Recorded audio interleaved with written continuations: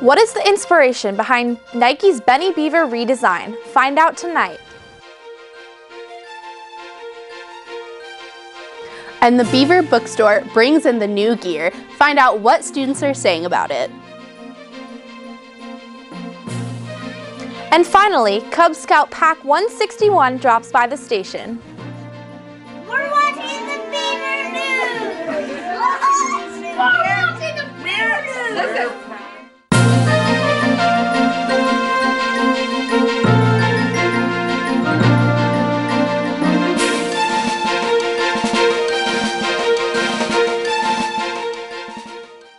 Good evening and welcome to your final episode of the Beaver News for winter term. I'm Allison Headley. And I'm Gabriella Morrongiello. We're glad you could join us this evening.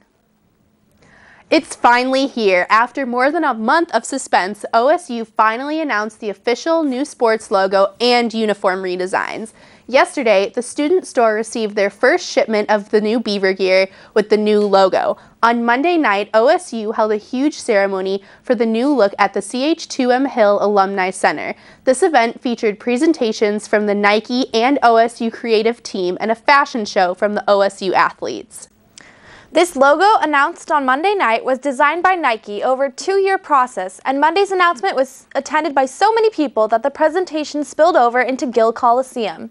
OSU Communications also arranged for the ceremony to be broadcast live online. Yesterday, Beaver News reporter Erica Roscoe went out to the student store to speak with students and store staff members about sales of the new gear so far.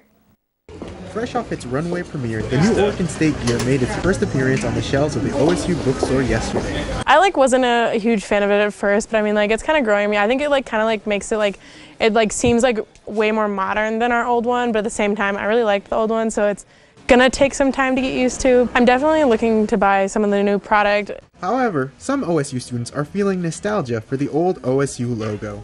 It kind of makes me want to buy the old products because they're not going to be here for much longer. And then the new products, when they start coming in and you get more options and variety. The Beaver News spoke with Steve Edrick, CEO of the OSU bookstore, about the reactions the new gear was receiving. We're getting a very positive reaction here at the store from students and others that have been in today to the new logo. Very exciting launch event the other day, and so we feel like most of the feedback at this point has been very positive. We do have a lot of other logos here in the OSU Beaver store. We carry an amazing selection. So folks always have the opportunity to get the old Benny. They'll be able to get the existing Beaver logo, the OS, and now the new logo. The logo was designed by a team at Nike, and that was something that the university did that we weren't involved with. For Beaver News, this has been Erica Roscoe reporting. The rebranding of OSU athletics has been at the center of conversation recently. Just 18 months ago, the university teamed up with the sports marketing giant Nike to begin a rebranding process. The result, an entirely new platform of uniforms for the OSU athletics department and fierce new Beaver logo. But who designed all of the new uniforms and logo? The process included a broad scope of leaders, including the OSU Athletics Department, the university's central marketing team, coaches, student athletes, and Nike officials. All had the same question in mind: how should the school be represented? Eventually, a string of words and themes were put together that the team felt best represented OSU. Heritage, strong, victorious, united, innovative, tenacious, dedicated, integrity. Using these words, the Nike design was created. The criteria for the design was simple: don't stray too far from tradition. The end result included design aspects like adding stripes to the football uniforms, bringing back uniforms reminiscent of the Giant Killers era, and 1960s-style classic font, all wrapped up in the traditional school colors of orange, white, and black. When we talk about Oregon State as a brand, we got a universal set of values. Everything that we design has to measure up to these.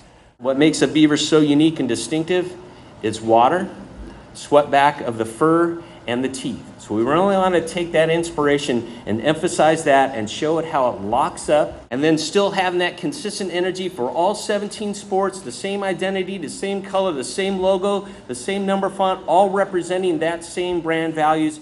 So one may ask, what is the end game of all this? Well, number one, it's creating a classic and contemporary look that Beaver Nation is proud to wear. But probably more importantly, and in addition to, it's about the 3 R's: recruiting, recruiting, recruiting.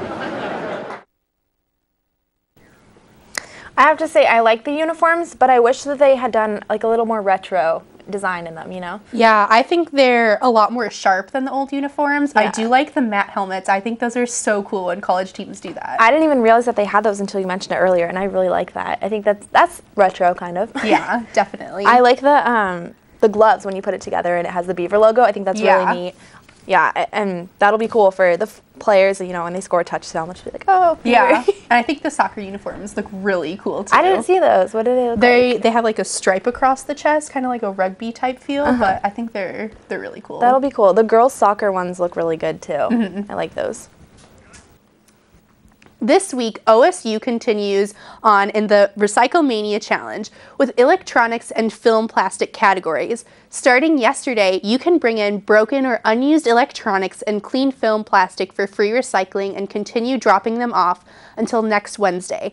Items that will be accepted are TVs, computer monitors, computers, computer parts, computer accessories, data and power cords, cell phones and telephones, consumer electronics, small appliances, and film plastics.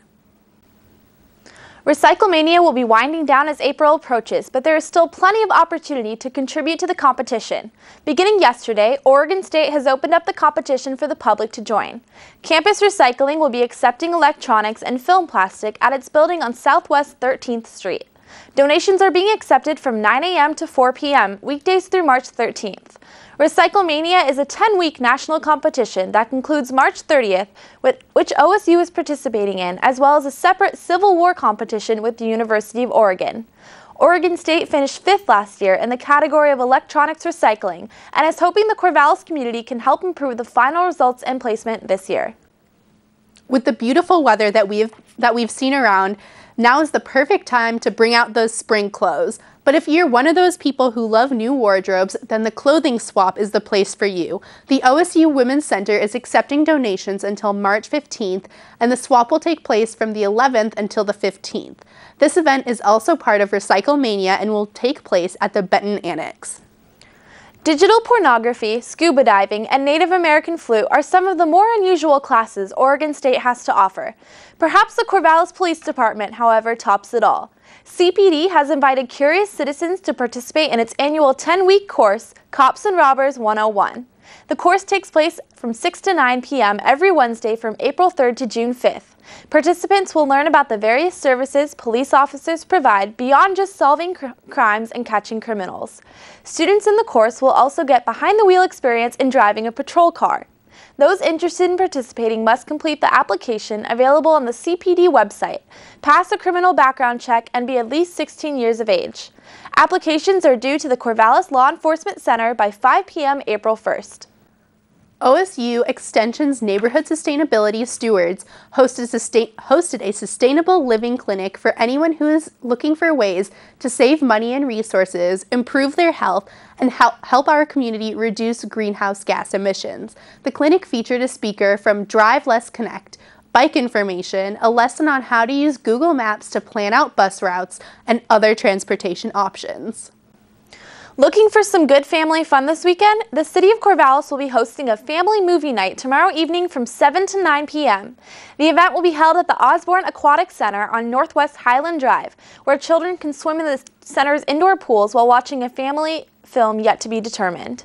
General admission rates for the Aquatic Club apply. This is part of a monthly initiative on behalf of the Aquatic Club to raise money. And while we're on the topic of movies, let's finish off the show with our last Allison at the Movies segment of the term. Fairy Tales at the Movies? Throw in a few well-known movie stars and a $200 million budget, and you've got a unique spin on an old classic. Jack the Giant Slayer seemed more like a swashbuckling Errol Flynn movie from the 30s than the retelling of a childhood story. It was the year's worst week for ticket sales, but Jack captured the imagination of audiences around the country and landed in the #1 spot, raking in $28 million over the weekend. For the purpose of this review, I made a point of seeing the movie in 3D, which was executed extremely well. The 3D technology only enhanced the heavy usage of CGI effects that made telling it possible to tell this story in a modern fashion. Of course, we all are familiar with the tale of Jack and the Beanstalk. In this version, the movie builds on what happened after the infamous beanstalk was cut down. Jack, played by Nicholas Hoult, and his love interest, Princess Isabel, played by Eleanor Tomlinson, paired well off one another. Supporting roles by Ewan McGregor and Stanley Tucci added a much-appreciated comedic aspect to this already kooky tale. The movie's director, Bryan Singer of X-Men and Superman fame, was smart in not reverting to kid-type uses of 3D for texture, not just novelty to the picture. Singer used tricks like throwing spears directly at the audience to get screams in order to involve the audience and enhance the story. However, the most important supporting role in the movie was the CGI effects. The giants, their home, and the beanstalk were all important characters that made the storytelling complete. My only tip is, duck when you see the giant preparing a meal in the kitchen. You'll get it when you see it.